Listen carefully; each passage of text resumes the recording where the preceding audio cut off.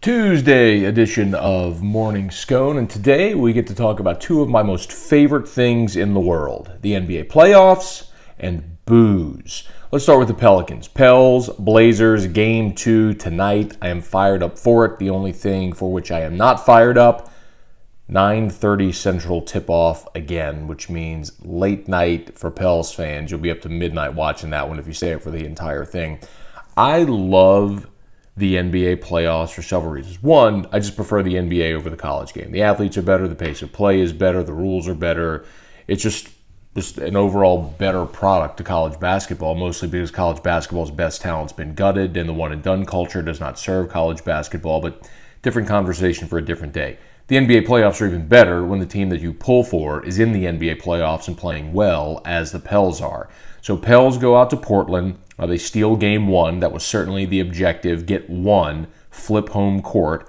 And now, as Sean Kelly, the radio play-by-play voice of the Pels, said on AFR Monday, team's getting greedy. They said, hey, we got one. Why not go get two while we're out in Portland?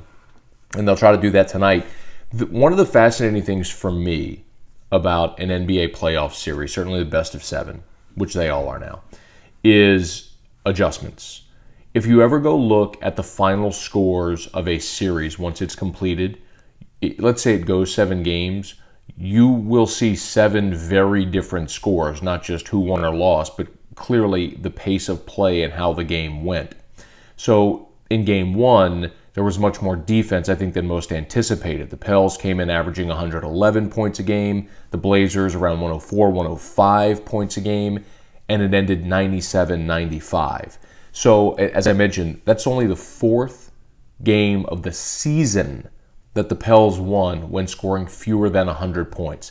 I absolutely expect the pace of play to increase in Game 2. Now, that may very well be playing into New Orleans' hands because the Pels want to run. We'll see if that pays off. But the thing that Portland I would fully expect to do in this ballgame is push the action, be more aggressive offensively. Damian Lillard, CJ McCollum attempted a combined 3 free throws in Game 1. To put that in perspective, Lillard was 3rd in the NBA this year in free throw percentage, behind only Steph Curry and Chris Paul.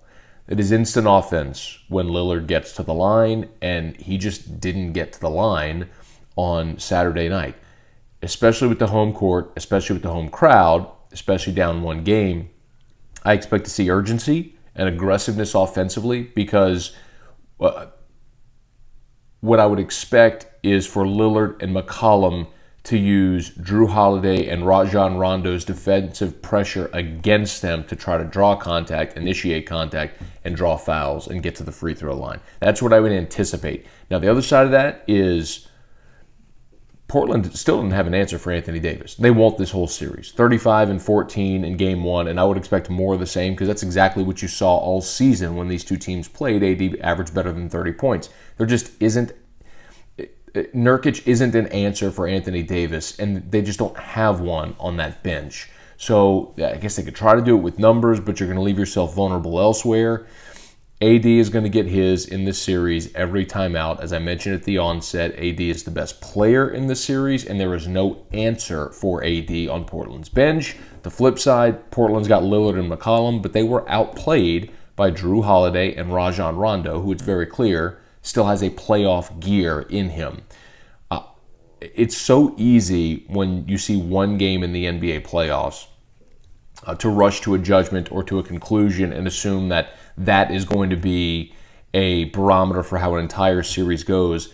It's just not generally how it works. Like every game exists in a vacuum, and they're very different from one to the next. So I'm always fascinated to see how different they might be, and I think tonight is going to be very different from Game 1. I think you're going to get a higher scoring game, and I would expect Portland to hold serve on their home floor tonight. But even if they do, the Pels accomplished exactly what they needed to accomplish, which was get one game in Portland, flip home court, because now if you go home and you've got home court in games 3 and 4, you could, with 2 wins, put yourself in a commanding position to win. And as I predicted, I think this team will win in 6. So I'd pick the Pels to win their 2 home games, Portland to win Game 5 in Portland. Pels come home and close it out in 6 on their home floor. If I had to script it out, that's what I think is the best case scenario and how I think it will happen. So I think the Blazers, who are 6.5-point favorites tonight, will win the game tonight.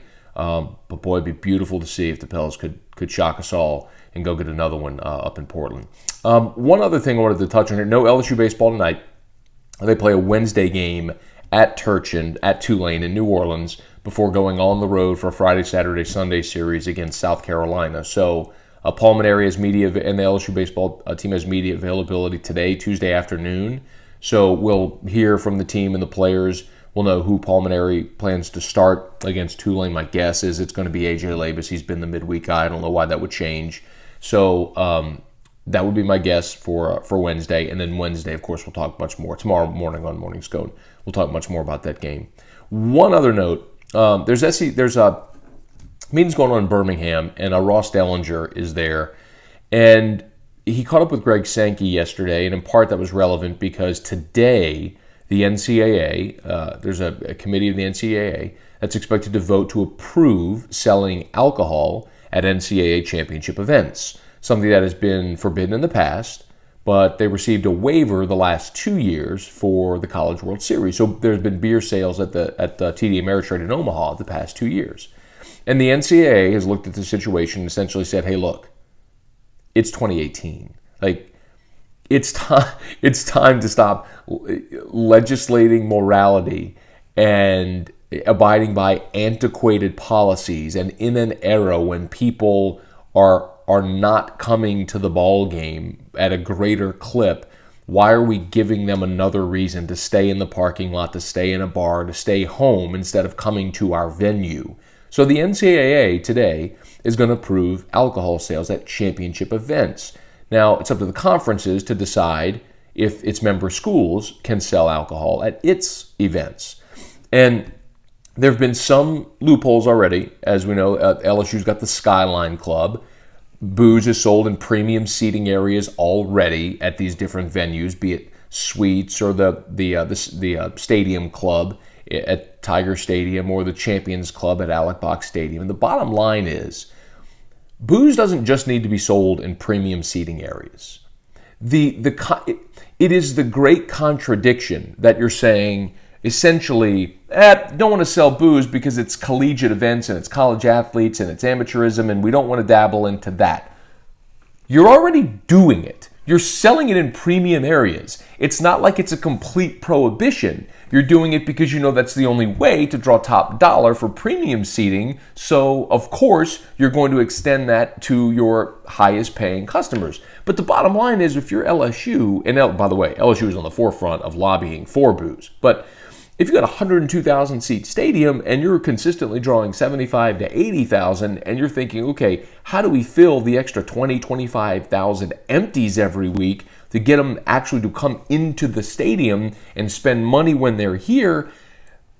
I'm not saying booze sales is going to do it, but it's certainly going to help, especially if you can get people in earlier from the parking lot and they're not bringing in their alcohol anyway. Not only are you going to make money selling alcohol, but you're also going to get people into the venue and keep them there longer. It's a common sense part of human nature. And for anyone who's going to talk about amateurism and they don't need to be selling booze for, at college games, put it to you this way. Ryan Terrio is a part owner of Traction in Baton Rouge, Traction Sports Performance. Part of their entire facility, which is gorgeous, they have 9 or 11 baseball fields, softball fields. It's an awesome place. And right in the middle of that complex, there's a 2-level concession venue. Bottom level is concession, the top level is a restaurant.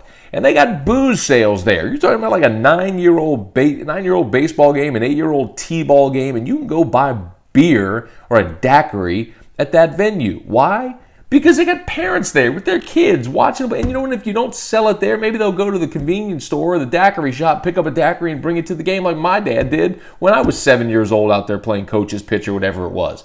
Let's stop legislating morality Let's acknowledge that there's a problem right now with attendance because people more and more are choosing options outside of going into a stadium and shoehorning their behind into a tiny seat to eat a $5 hot dog and drink a $6 Coke. Let's make it more comfortable. Let's make it more amenable for the fan that's coming in and make them want to come into your venue and stay. So please, for the love of God, sell beer. Sell wine, sell daiquiris, go to Bourbon Street and find the tropical aisle that sells the hand grenades and sell those in Tiger Stadium or at any collegiate venue if you want to do that. Whatever you need to do to get people into the venue, do it and make a profit.